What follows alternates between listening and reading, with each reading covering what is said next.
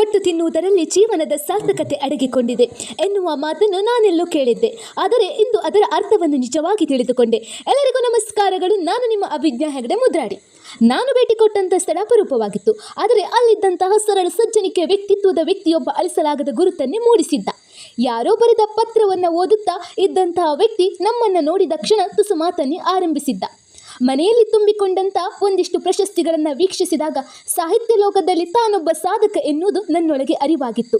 ಕಾಯಿಲೆ ದೇಹಕ್ಕೆ, ಆದರೆ ಮನಸ್ಸಿಗಲ್ಲ. ನಿಧಾನವಾಗಿ ಎದ್ದು ಕೋಣೆಗೆ ತೆರಳಿ ತನ್ನ ಬಳಿಯಿದ್ದ ಒಂದಿಷ್ಟು ಪುಸ್ತಕಗಳನ್ನು ನನ್ನ ಕೈಯೊಳಗೆ ಸೇರಿಸಿಬಿಟ್ಟಿದ್ದರು. ಯಾವುದೇ ಪ್ರತಿಫಲದ ನಿರೀಕ್ಷೆ ಇಲ್ಲದೆ ಹಂಚುವ ಅವರ ಉದಾರ ಮನಸ್ಸು ನನ್ನ ಹೃದಯವನ್ನೇ ಸ್ಪರ್ಶಿಸಿತ್ತು. ಜೋಳಿಗೆ ತುಂಬ ಪುಸ್ತಕವನ್ನು ಹೊತ್ತು ತಿರುಗುತ್ತಿದ್ದಂತಹ ಕೂಗೋ ಸಾಹಿತಿಯವರ ಬದುಕೆ ನಮಗೆಲ್ಲರಿಗೂ ಆದರ್ಶನೀಯ.